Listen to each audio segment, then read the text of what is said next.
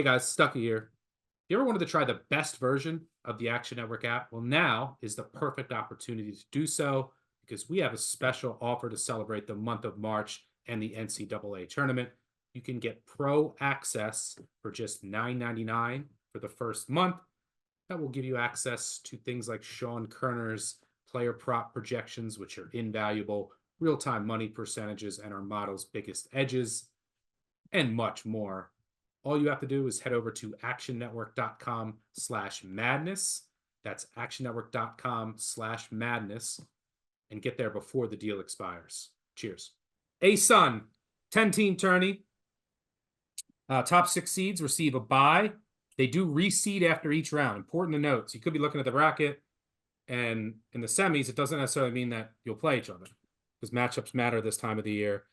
Campus sites for the higher seed throughout, but ESPN has this wrong, and I see a lot of other sites have this wrong. The first round games, which are today, Kennesaw, Jacksonville, and Florida Gulf Coast, Queens, those are not played on each of the higher seed.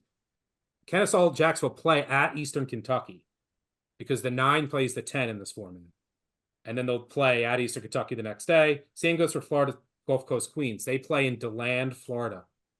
DeLand, Florida. You're talking about a place where nothing is DeLand, Florida. They'll play in DeLand because they're going to play Stetson on Tuesday. The favorite is Eastern Kentucky. You can find them around plus 150. Lipscomb, 3-1 is the 3 seed. The 2 seed Stetson, plus 350. 4 seed Austin P, around 9-1. The team that I wanted to bet was Stetson at plus 350. The primary reason is they match up really well with Eastern Kentucky. They have experienced guards. They can handle the press, and they can throw out a myriad of zone looks. Connie Jones does a great job. They switch up their defense a lot. Eastern Kentucky really struggles against zone defenses. The problem is they lost Josh Smith to a season-ending injury, and he missed the first 14 games. He came back. They were playing their best basketball. He had a huge game against Eastern Kentucky when they won at home, and then they lost him again for the year. He brings just like physicality, rebounding prowess, and I think they miss him. So that gives me a little bit of pause, but I'll throw it first to Greg. What are you seeing in the A-Sun? So this is just pure chaos. That's my prediction of the A-Sun tournament. There's 9 teams from 1 through 9 that are within 100 spots of each other on KenPom. That's pretty rare at this point. Normally there's somebody that has emerged and is significantly ahead of the pack, like in the last couple that we just talked about. I don't think that's the case here. I think we could see somebody very random win this tournament and then end up on the 16 line, which makes it fun to bet, right? Which makes it fun to look for some long shots. I think the team that I like to win is actually Austin P, who I've been very impressed with. The big thing for them, DeMarcus Sharp was out. He missed 6 games at the start of February. They went 5-1 in that span. They got him back, and then they won the last 2 games of the season where they're trying to work him back in quietly. He's not back in full-blown 40 minutes a game, take every shot mode yet, but I like this team a lot, and I thought they looked pretty good without him. Corey Gibson's done a great job turning this team right around. I got to interview him in the summer we were doing a series of new coach interviews, and he just really impressed me with the way he was going to attack the portal. He backed up everything he told me. This first round matchup for them, by the way, North Florida, they won a double overtime game without Sharp against North Florida. So I like them to win that first round matchup. Another one where they get to game plan ahead. They're not worried about what team has to win to get there. So if you pencil them into the semis, I think there's pretty good value on Austin P. And then I have a couple more long shots, but I want to save those until I hear your guys' favorite here, because this really is a chaotic league to me. Yeah, I will say I'm a bit worried about Austin P's. You mentioned Sharp, and yeah, that's super important. He's came back for the past 2 games. They went 7-1 in February. What scares me, they play no defense. They went 7-1 in February. Their adjusted defensive efficiency in the month of February in those 8 games, 359 in the country. How do they go 7-1? they shot 45% from three. So I'm a bit worried about just the shooting regression bug hitting them. Like that is completely unsustainable for a team that on the season is shooting, they're a good shooting team. They're shooting 36%, but they were at about 35 before this stretch. So I'm a bit worried there. One of the more intriguing teams is Lipscomb. They have just a beautifully run offense, 11th in effective field goal percentage. They don't turn it over. Great ball movement, great motion. They're top 20 in 3-point and 2-point percentage. They've won 7 of 8 to close out the year. I don't understand. Like, are they better without Darren Boyd? I don't know. Like, some of their numbers say they are, but I can't imagine that being the case with what Boyd could do. This is a guy who could go for 30 or 40 on any given night. So I have to imagine that loss does matter. I mean, maybe their offense is just so well schemed that it doesn't matter. The problem with me for Lipscomb is they play the opposite. I mean, they can't stop a nosebleed. They play do not trust their defense whatsoever. So while their offense seems to they're shooting 42% from three in league play. So while their offense is so good, and I guess Boyd doesn't matter. I don't know. I don't trust their defense enough at 3-1. I think this is probably Eastern Kentucky's tourney to lose, but yeah, you're right. The separation from the top to the bottom is not that wide. So it's definitely a league where I wouldn't fault anyone for taking a shot. Calabrese, what are you seeing here? Yeah, let's take a shot. I think you guys laid it out that there's just not that much separating. And there's a lot of teams that it's like a high wire act the way that they're playing, and they haven't come crashing down yet. But I'll take a team that at least I know is going to fire up a ton of threes, and that's North Florida at 18-1. I mean, talk about high variance. They take over 32 threes per game and make 11 and a half of them per game. That's top 2 nationally in both categories.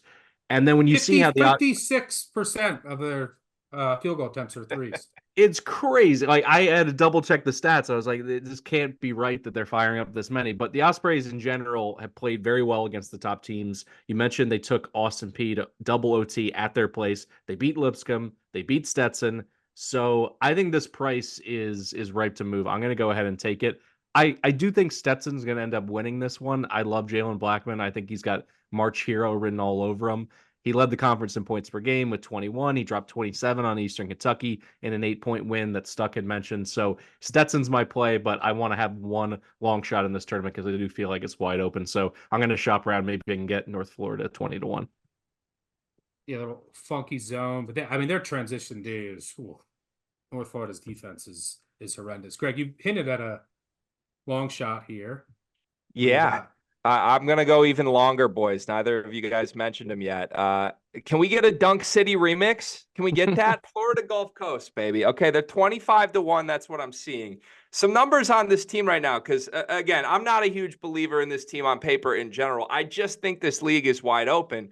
And I think this team has an argument that they're playing better than anybody else in the conference over the last month. In fact, per Bart Torvik, they are the number 1 ranked team in this league since February 1st. They've covered 12 of their last 15 games. This team's old as shit. Their top 6 scorers are all in their 4th year of college basketball or older. Keyshawn Kellman's been awesome, 17 or more points in 5 of his last 6.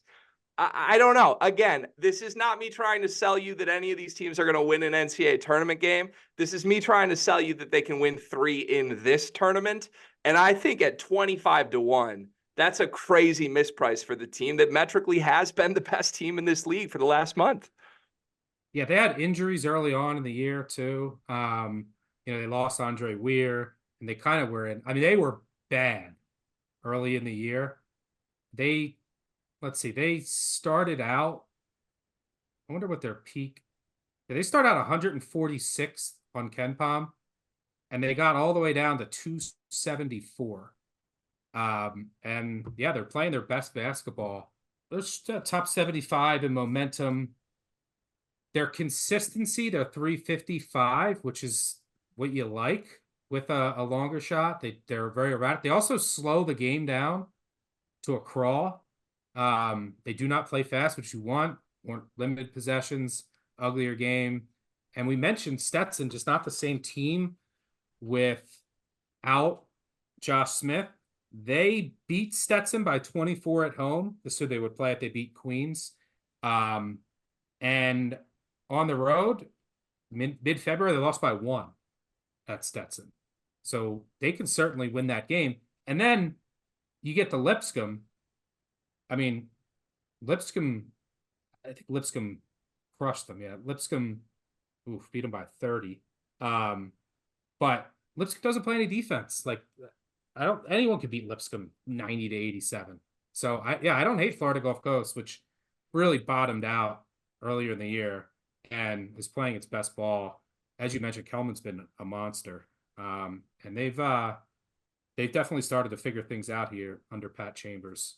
Calabrese, any thoughts there or any long shot that you want to mention? Now, just North Florida for me, just because of I think it's funny, like when you're going through so many of these teams, can't get a stop. Eventually, if you put them all in the gym for this tournament, you figure somebody's going to get some stops in crunch time, or maybe not. Maybe just everyone will outscore their opponent. I could be talked into Florida Gulf Coast, particularly at that number. Maybe this is one of those tournaments just to turn down the top 2 seeds and just, spread out, 3 or 4 bets over those 4 teams in those middle rounds or the middle rankings coming in and just seeing where the chips fall. Because I agree. Eastern Kentucky in particular, if you can get Cozart in foul trouble, like they could lose to anybody in this conference. So I think that they're that singularly dependent on a superstar. So I like it. Greg, do you have any thoughts on Lipscomb? Does Boyd not matter? They confuse me. I really don't, to be honest with you. Look, I think their offense in general is the best in this league without question. But like I said, I really don't feel strongly about anyone. I don't want to talk myself into anyone. I want to talk myself into the highest numbers here, and that's what I did my best to do, which is not Lipscomb. Yeah, you mentioned there's so many bad defenses in this league. Jacksonville has a decent defense, but their offense is so bad. And with the way Florida Gulf Coast is playing, you could argue they have the best D in the league right now. And that's something that they can, grind the games down, rely on Kelman, that defense. So yeah, I don't hate the Florida Gulf Coast call as a super long shot. It's finally March, so you know what that means. It's time to say top of the morning to the most famous St. Patrick's Day Shamrock Shavers, our new sponsor, Manscaped. Don't just chase rainbows this March. Make your own pot of gold and groom your little leprechaun with the leaders in below the kilt care.